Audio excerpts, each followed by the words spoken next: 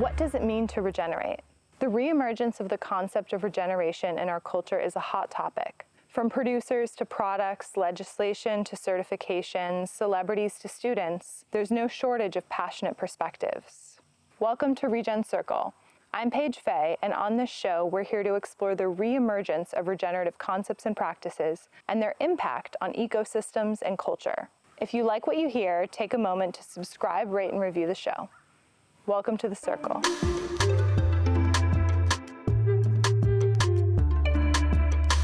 So welcome to the show today. I'm here with James Arthur, one of the founders of Seatopia, a sustainable and regenerative seafood company that's really revolutionizing the way that we think about seafood and regenerative aquaculture. So James, thank you for being on the show today. Thank you for taking the time to talk about the subject. Yeah, so I'd love to start with what is your definition of the term regenerative aquaculture, because I think it's a term that not that many people have probably heard of. Well, we'll just start with the word regenerative, and then we can dive into aquaculture for people who don't know what that is. But regenerative to me, in the sense of it being as a verb, right, is really the action. So what are we doing to create a net positive impact on the environment? When I think about cultivating seafood or growing seafood, it's very different than extracting seafood. So if we are going out and catching seafood, we are selectively taking fish or indiscriminately taking fish. Either way, we're simply taking.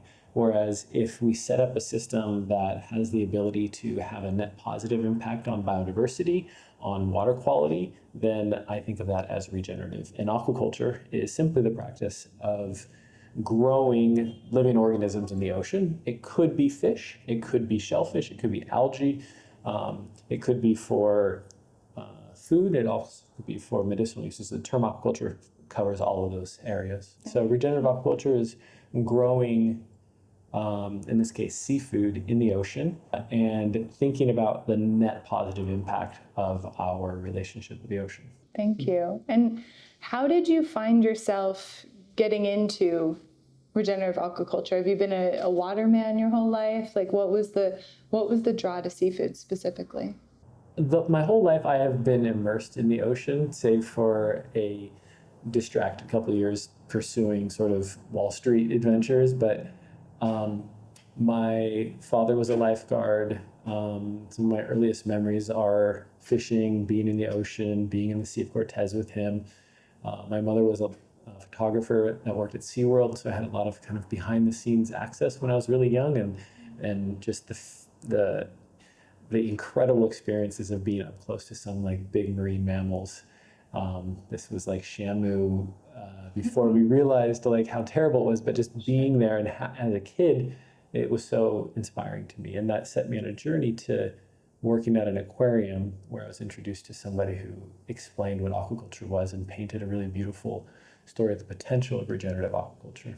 And so I want to kind of dive into, because I don't know how many years ago it was, but at some point the world decided that wild seafood was the way to go, that it was the best possible thing out there. And generally farm seafood got a bad rap.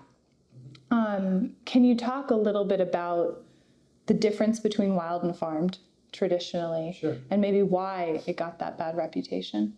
Well, I don't think there was a time when we decided that wild seafood was the best thing. I think wild seafood was always the best thing. You know, we came from the ocean. We evolved from the ocean. We are innately connected to the ocean, and most of us have a biological sort of affinity for seafood. It works well for a lot of people.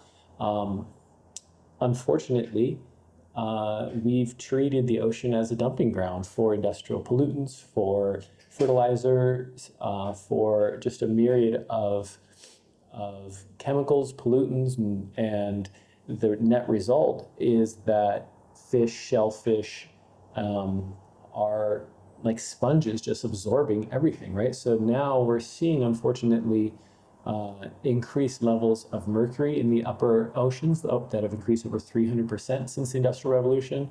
We're seeing levels of microplastics detected in like the majority of fish now in all parts of the ocean, because all parts of the ocean are connected. So we've sort of tainted the ocean without considering how do we remediate these or mitigate or just change our relationship. At the same time, the population has grown so much and we've extracted so much from the ocean. There's still such a demand. In fact, the growing middle classes put more demand on seafood with a finite supply that is being overpressured. So there's simply not as much seafood in the ocean as there was before. There's a problem now with over extracting, with over polluting, and aquaculture is evolving in a way to mitigate pressure and create cleaner solutions. And when we think about sort of the general assumptions around seafood, I would say that there is a stigma that is associated with factory farmed fish. It's the same stigma that dually is attributed to factory farmed chicken and factory farmed beef. And if we look at the aquaculture industry, which is frankly quite new, if we think about how long we've been farming the ocean, the first salmon farms, were in my lifetime, or just prior. Whereas we've been farming on land quite a bit longer. We've learned how to breed and selective breed, and crop rotation, all these things on land. We've been doing this much longer. In the ocean, some of the first large-scale aquaculture projects were funded directly from large-scale monoculture and agriculture businesses, and they took their exact same business model and applied it to aquaculture. And they got a similar result. They created a lot of monoculture businesses that mitigate risk with antibiotics and maximize yields with growth hormones and crowding, and have sort of externalities on the net impact on the environment. But that is one part of an industry that is evolving, just like we've seen a myriad of different types of cattle farms, and the evolution of our relationship with how we source beef has evolved, where we've evolved as a community of consumers from having a direct relationship to our farmers, to sourcing through grocery stores, to realizing that perhaps the grocery stores weren't asking deep enough questions, so to asking our own farmers markets and farmers how to get it and what was in the feed and when it was slaughtered and how it was slaughtered and how it was brought to us. And these questions evolve with the market. The same thing is happening in aquaculture.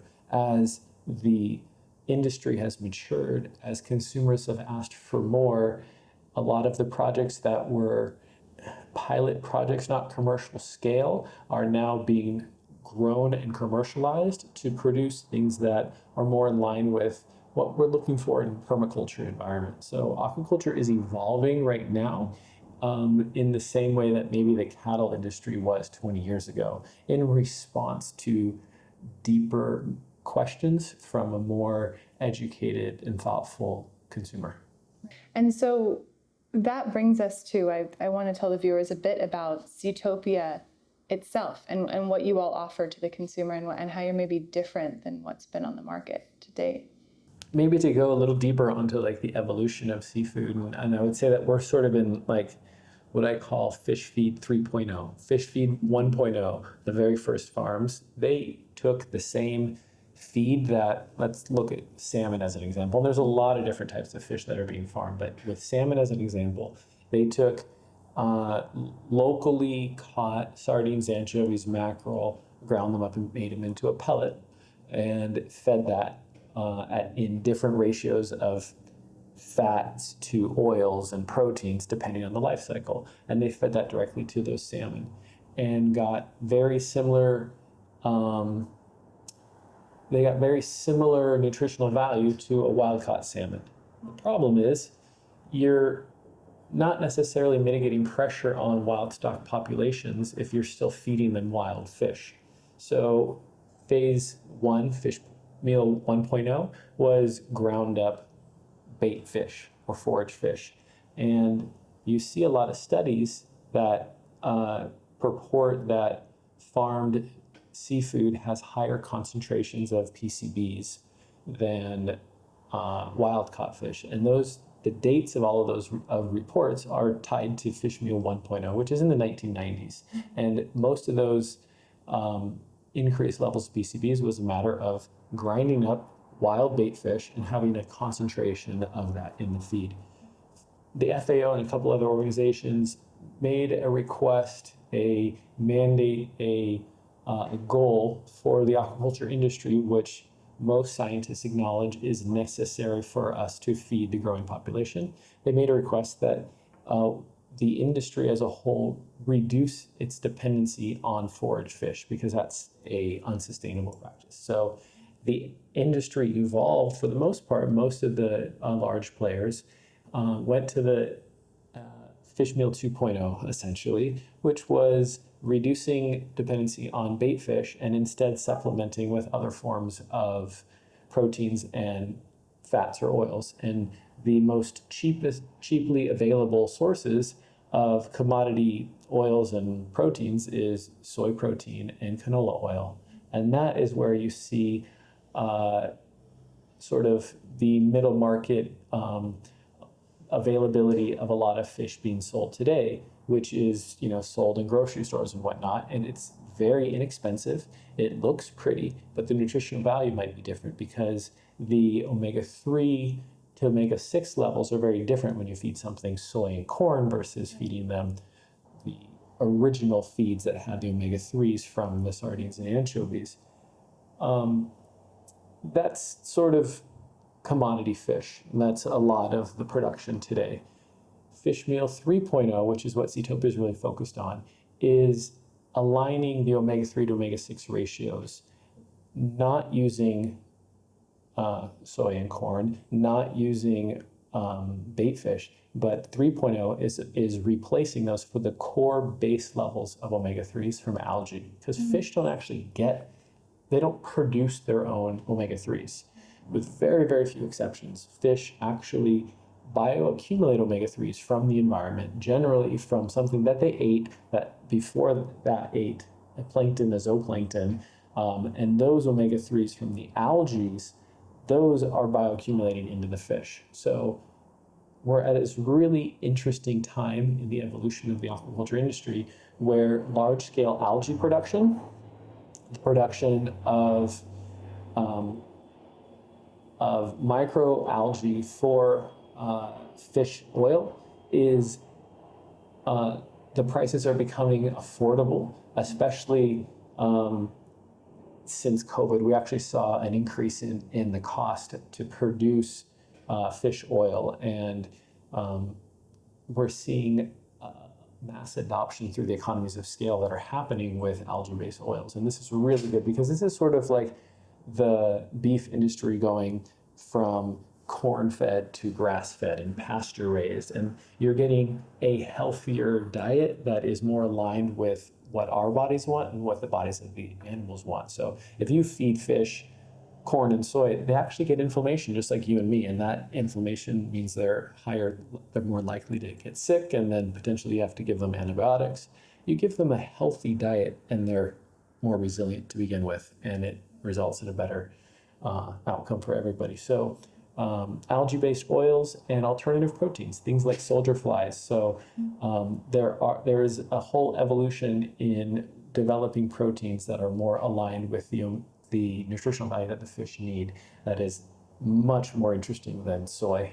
So this is where we're at today, is fish meal 3.0, fish 3.0 kind of phase. And Seatopia is really dedicated to fostering these artisan farms.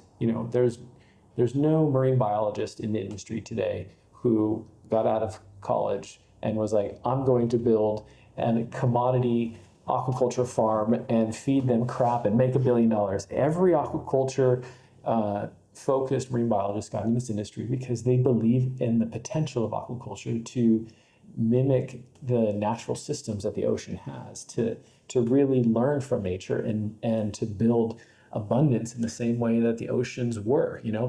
The only thing stopping it has been that the biggest inhibitor has been market forces. There hasn't been demand. There has been a commoditized system that only placed value on lowering the price of production and increasing the volume of production. Because if you are if you own a farm and you are focused on growing the best fish or shellfish or seaweed, are you also selling those products, or are you selling to a distributor? And what are the distributors asking for? And if the distributors are then selling to another reseller who then sells to another retailer, these layers of resellers are commoditizing the product and not necessarily putting the same values that the consumer wants. Right. The value goes to all of those middlemen, and the storytelling doesn't necessarily come through of what the story of the product was and how it came to be. It's so interesting how many parallels there are between aquaculture and the growth of that industry and the cattle industry. And it's fantastic to see that aquaculture is already moving in this direction, maybe in parallel to the livestock industry, even though it's maybe more nascent in terms of timeline. I'm curious it might be a little in the weeds, but in terms of what fish food 3.0 is versus a wild caught fish's diet, I'm imagining that's going to be very different depending on the type of fish and the location. And I'm guessing how different is that sort of like native diet to maybe fish food 3.0? And also what's the difference on the environmental impact in terms of a fish that's in the wild and how much of a heavy load their natural diet would be versus a fish that's maybe consuming algae and some of these other alternative proteins? Yeah. It's difficult to generalize what a wild caught fish is eating when they're exposed to so many different things. Like there's this assumption that salmon are always pink, right? And it's based on their diet. But there's an entire river system in the Pacific Northwest called the White Salmon River, right? It's because salmon in that region were regularly exposed to different foods that were not high in elements that caused it to turn red. Generally, that astaxanthin that's rich in like the shrimp and the crustaceans that it's eating are going to give that color red. So it really depends on the area, the season, the rain. There's so many variables.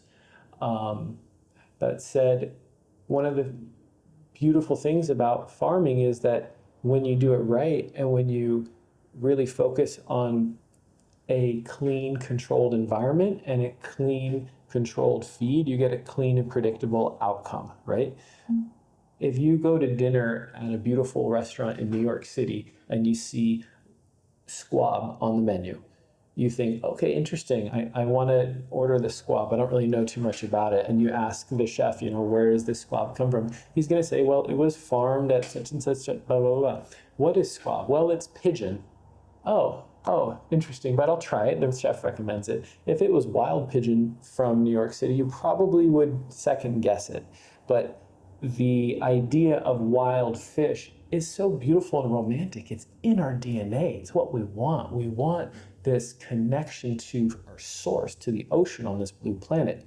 We have to, however, at this juncture, while we are at this critical time of trying to figure out how to mitigate pressure on the ocean and hopefully scale solutions to help remediate the ocean, we have to be really conscientious of where our fish are coming from. And if you don't want fish that have plastics in them and radiation from Fukushima or any myriad of other toxins that we are putting onto our GMO pesticides that are then running down the delta and into the food system, all of these things are showing up in tests. So it's difficult to be specific about such a wide range. But I will reference some studies that came out of Norway recently, and we have to look at the dates of these sort of studies. When did they come out? One of the most recent studies that come out of Norway that looked at the nutritional value of farm-raised salmon in Norway over the last 3 years versus wild salmon in that same region, which there's very few, but there are still some. They saw lower levels of PCBs and mercury and higher omega-3 levels as compared to the wild-caught species.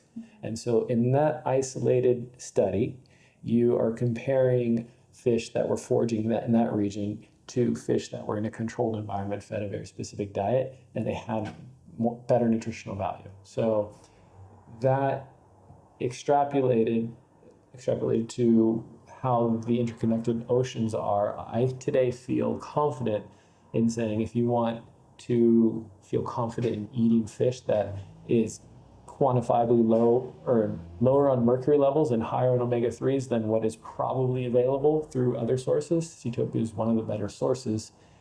And we also have certificate of analysis and everything to quantify that. But it really comes down to the individual farm, right? What are they choosing to value? What is important? Is it just to have the highest fat content? Is it to have the best nutritional value and balance, or is it just low cost and color? Like there's all these different variables, really depending on the outcomes. But the beautiful thing about farming, when done right, is that you can really create something beautiful. You can have a predictable or relatively predictable outcome. And if you also look at the evolution of land-based farming, recirculating aquaculture systems, which are land-based closed-loop systems that recycle all the water and filter all the water and reuse it again. Those systems are able to control almost every variable. So there's so many variables, but Jacques Cousteau has this beautiful quote where he likens the evolution of the mark of civilization was the evolution from hunters and gatherers to farmers, and we need to do the same thing in the ocean to be good stewards. We need to evolve from extracting to farming in the ocean. The nuance is, how do we farm, right? Just like on land, we're not still hunting buffalo. There was a time when there was a respectable job as a market hunter, and market hunters went out and decimated the last of the buffalo, and they brought a lot of that meat back to cities, and others was discarded, bycatch or discarded, whatever.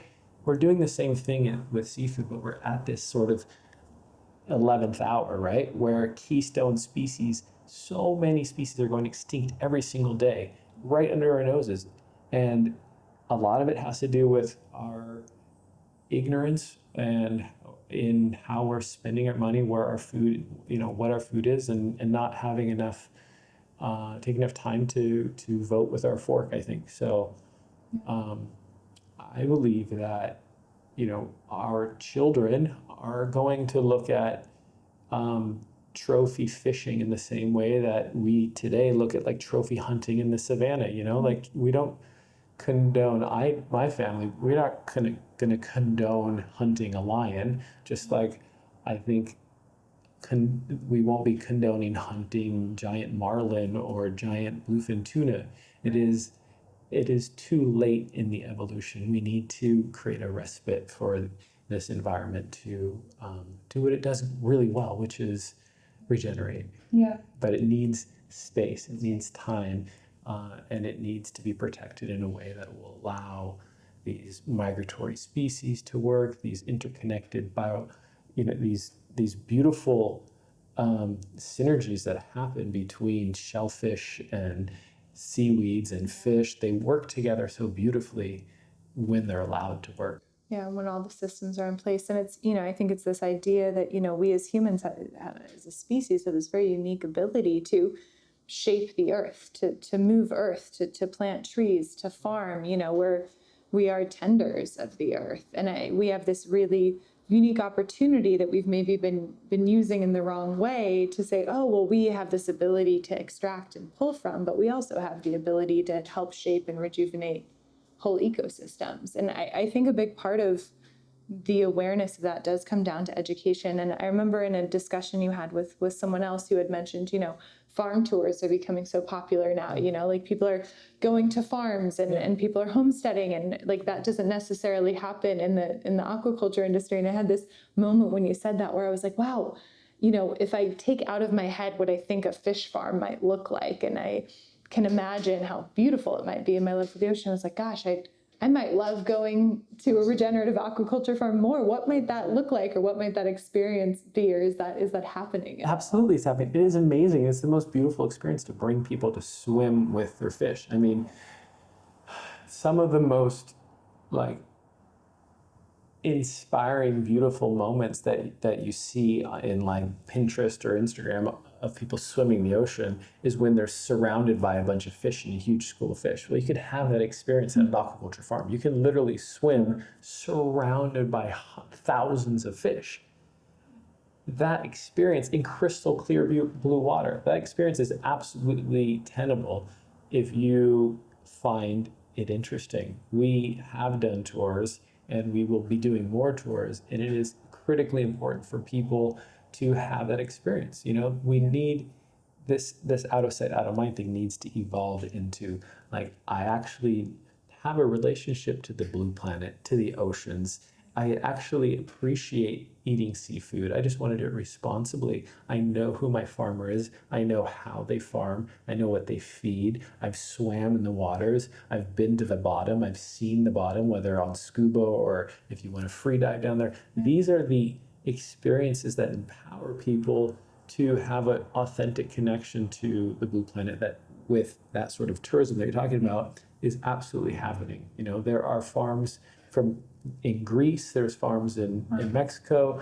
Next month, my wife and my daughter will be in Costa Rica visiting farms, and then the month after we'll be in Panama visiting farms. There are Can I come? yeah, you absolutely should come. Bring your family. It is the more the merrier. We need to open up this experience of food tourism, farm tourism, to the aquaculture space in a way that celebrates the solutions, the solution areas. Because not all farms, just like you don't want to tour some of those farms off the 5 freeway that smell like death from 2 miles away, you know? But that is one example of a factory farm. You keep going up until you get to Big Sur and you have these beautiful farms with an ocean view, and those cattle are part of this regenerative solution, right? Done those farms, of course you want to visit them. It's the same example, right? With aquaculture, we should be aware of both.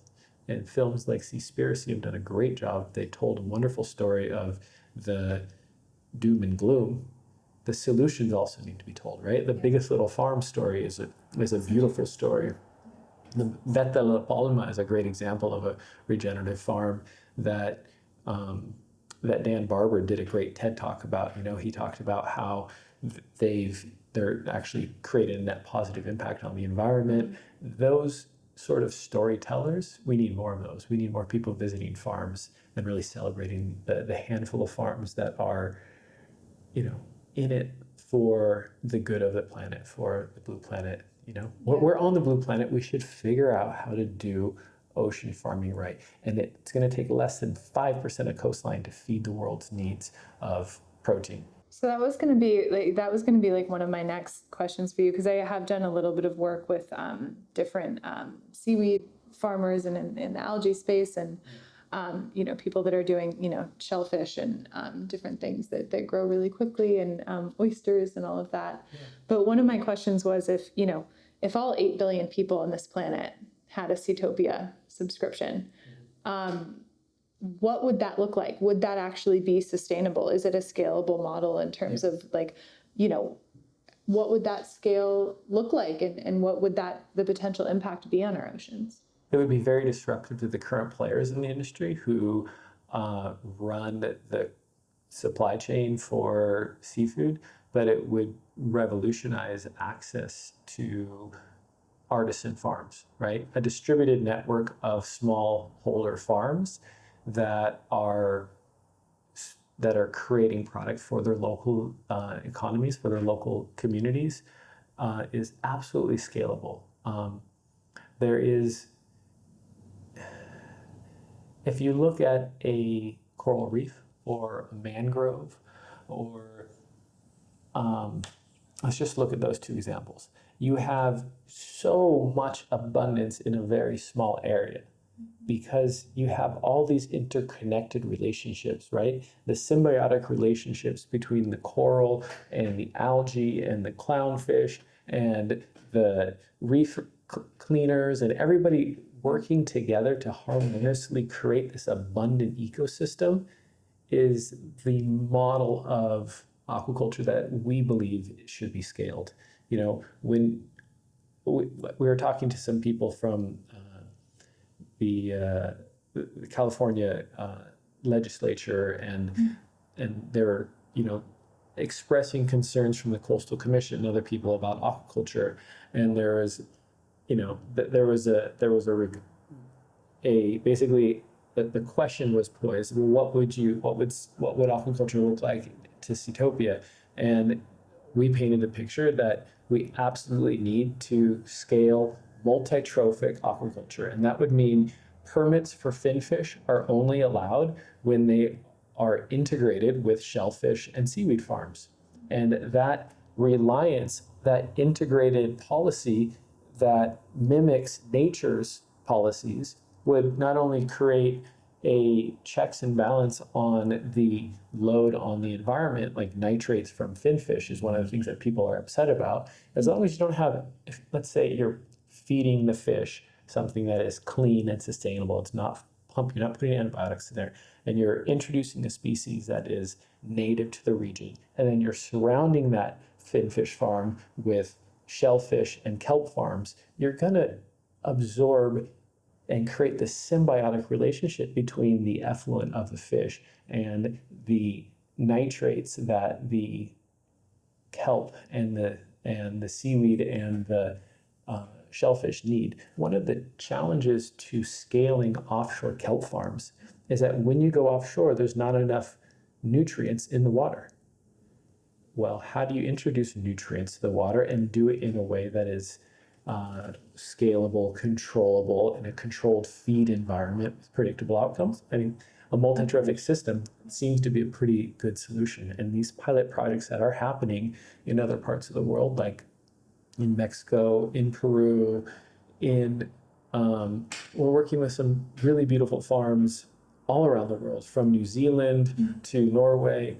California is a few years behind, unfortunately, because of our aversion, and understandable aversion, but this needs to evolve if we're going to feed a growing population. Yeah. And from a food security standpoint, this sort of distributed network of feeding your local community with local solutions, retraining our local fisheries, our local fishing communities to develop aquaculture systems. And I'm a big believer in seaweed farms and shellfish farms, but give me 10 consumers and put them around the table and put seaweed, shellfish, and sushi grade fish in front of them, and they're going to go for the fish, right? We need to figure out how to make these farms profitable and have a net positive impact on the environment. And the evolution from monoculture, the evolution from just seaweed and shellfish to integrated is the Seatopia vision for the future. And the Seatopia vision for the future is that if we do this right, we mitigate pressure. We're also, by the way, every time that we deliver a box, we're helping plant just kelp forest, not kelp to be harvested, just kelp to rebuild our kelp forest, to help create healthy breeding grounds for the spawning grounds. That kelp forests are super important for the ecosystem. These sort of reforestation projects are really important as well, because if we do this right, we can give this sort of reprieve to the ocean, and she is so incredibly resilient, right? Marine protected areas have proven to be exceptionally resilient when we give them that space. Right.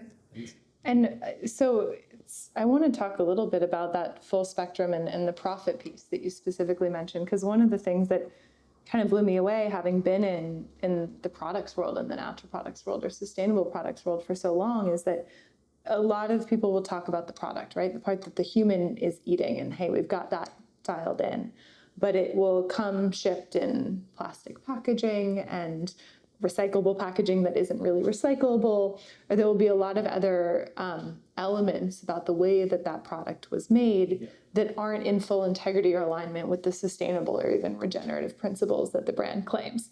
And one of the things I was really impressed about when looking at Seatopia was I was like, wow, this is recyclable product that it shipped in that's actually recyclable. And they found a way to to use bags that the fish go in that are compostable but don't biodegrade by the time it gets there. I'm guessing the freezing temp might help, but I don't know what the R&D looked like on that. And I'm sure. And, and so one of the things when you look at that whole supply chain, and then you're still spinning out a product that's $10 to $12 per serving, which is, similar to like if I were to go buy the high quality salmon at Whole Foods, cheaper in a lot of cases, sometimes depending. And so my question is sort of about, as much as you're willing to share about profit, about the financial side of this equation and what that looks like for Seatopia. Well, I'm glad you brought that up, because when we started Seatopia, the challenge was, how do you do this with integrity?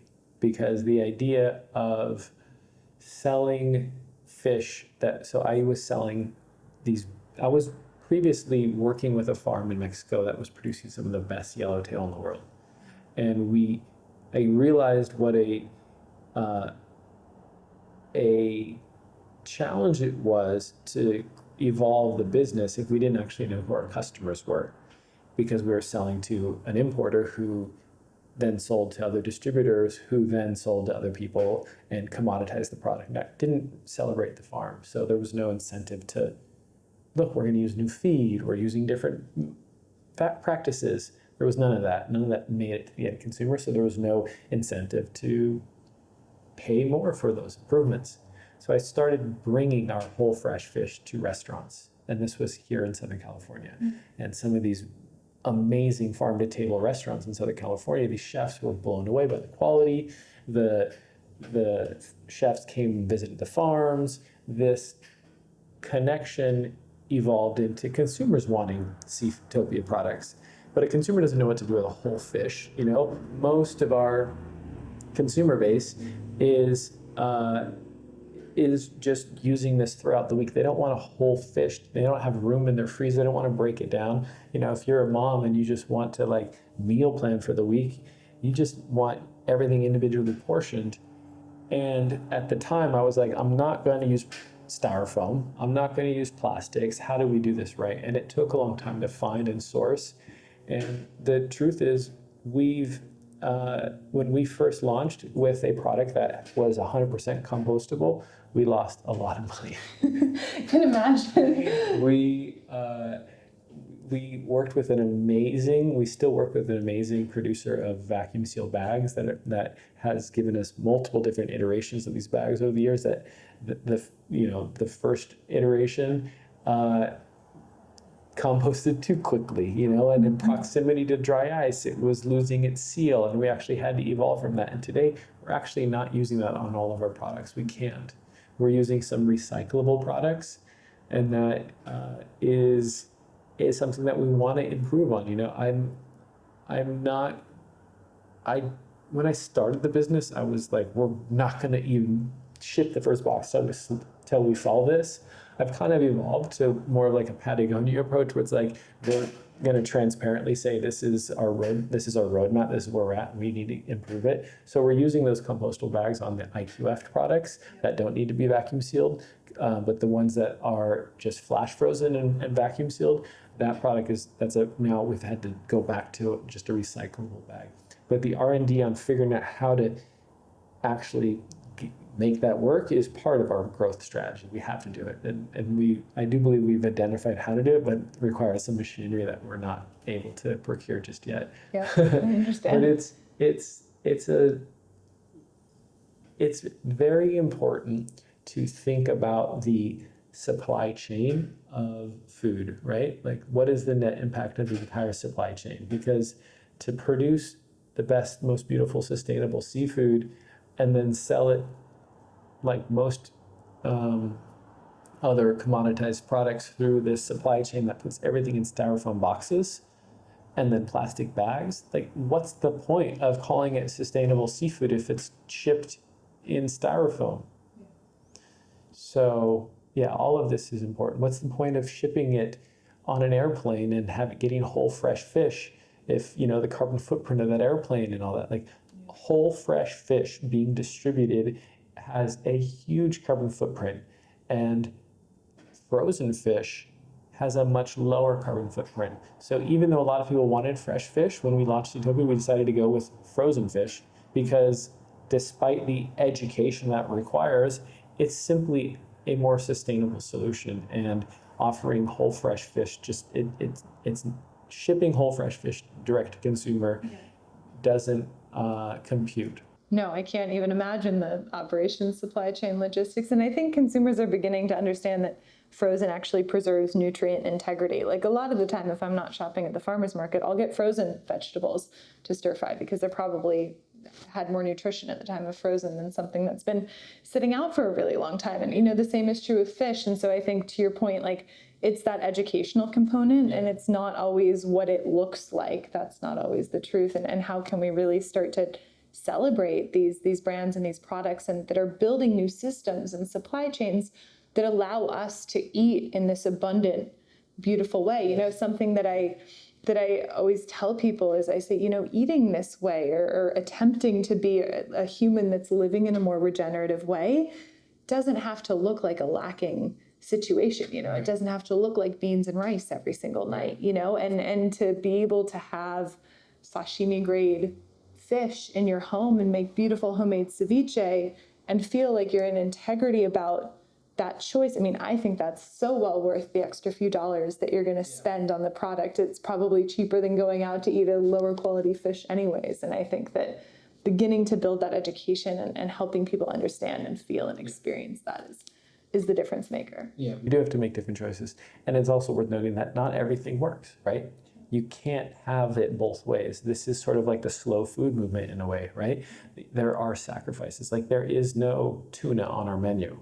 I think tuna is a beautiful species. I've been to tuna farms. I've swam with them. I've been with wild tuna. It is one of the most revered, beautiful fish in the world.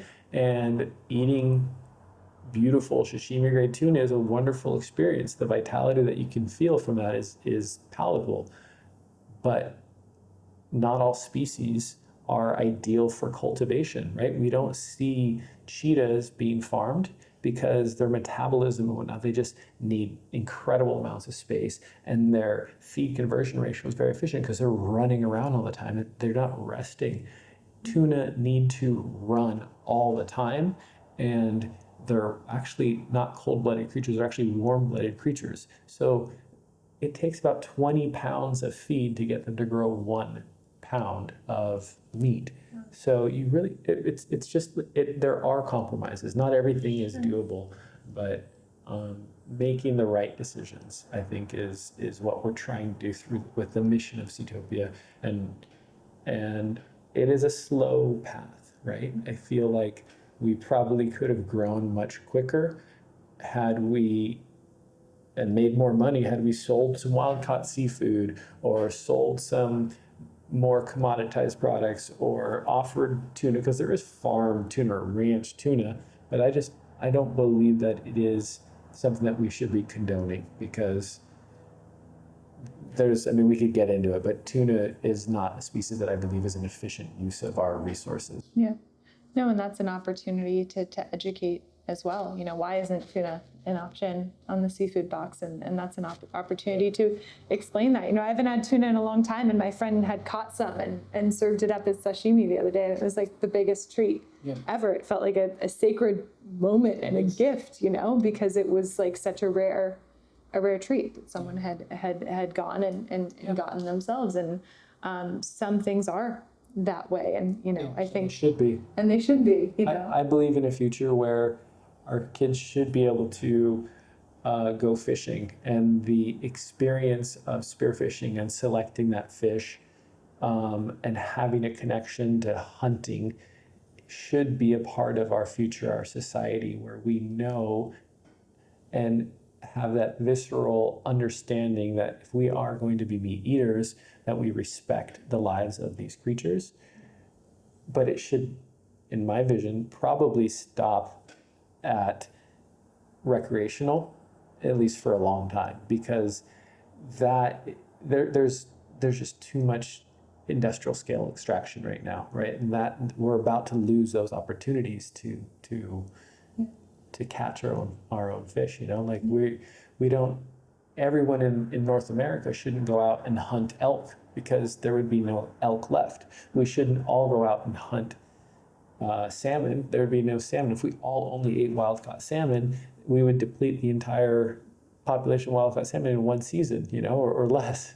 We have to evolve to protect those very sacred things, and we can't we can't expect to eat tuna every single night. Also, the mercury levels in tuna, it's pretty clear that we, especially as if you're, the data is really clear on like pregnancy and mothers, and they say you probably shouldn't be eating it more than once a month, you know, like at the limit. So those are the more nuanced things of like why we don't offer tuna is the mercury levels are really high, and the feed conversion ratios just don't make sense. Yeah.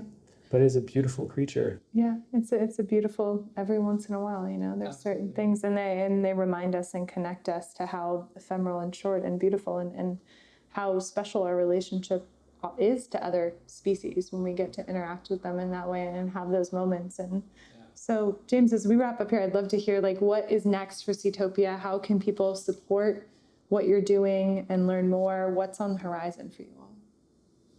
Every day we're just like really basics, you know. We're just working to create better connections between farmers and people who care. We're helping bring better feed to the farms. We're trying to help farmers afford to make the investments or give them the surety that they can, you know, transition their feed, transition their farming practices to, you know, using more expensive soldier fly larvae and integrating complexity into their farming systems. You know, the perceived risks of introducing complexity going from a monoculture to a multi-trophic integration is perceived complexity and is perceived risk. But if we can celebrate those individual farms and really help build those farm brands and those farm connection, like I want to support XYZ farm because as a family, as an individual, I went and visited that farm. That was part of my vacation last year, and I got to meet those farmers. And last year they just had steelhead, but now they have steelhead and mussels and kelp, and I get to buy all these things from that specific farm. Those sort of long, sort of slow brand building and story connection is what we're doing with Seatopia. We're just trying to bring more people to visit farms, get more people to ask deeper questions, you know, get people into the ocean, swimming, and learn about the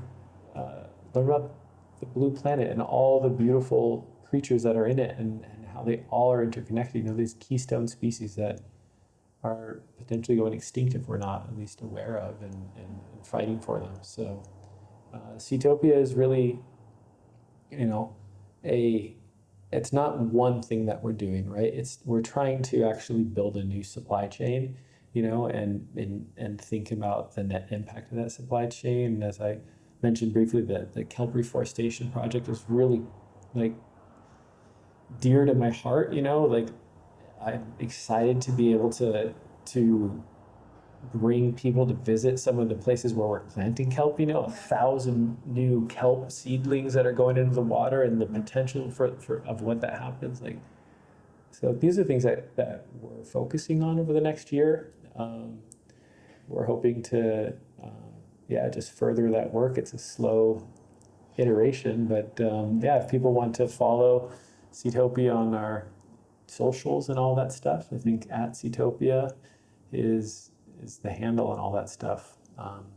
Check out seatopia.fish is our URL. We'll link all that, and I encourage everyone to get a subscription. I just re-upped mine today. Awesome. And you know, thank you for the kelp bed work. You know, I grew up swimming off these California coasts, tying myself up to those kelp beds, and they're the trees of the ocean, and they're sacred, wrapping in them and taking a nap, you know, floating like a little in sea them. otter. And so thank you for all of your work and helping to preserve that. I hope I get to come visit one of the regenerative aquaculture farms one of these days. We'll have to coordinate some farm tours. Definitely. Thanks, James. Thanks for doing the work you're doing. Thank you.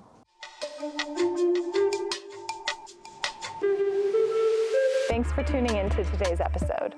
If you liked what you heard, take a moment to subscribe, rate, and review the show.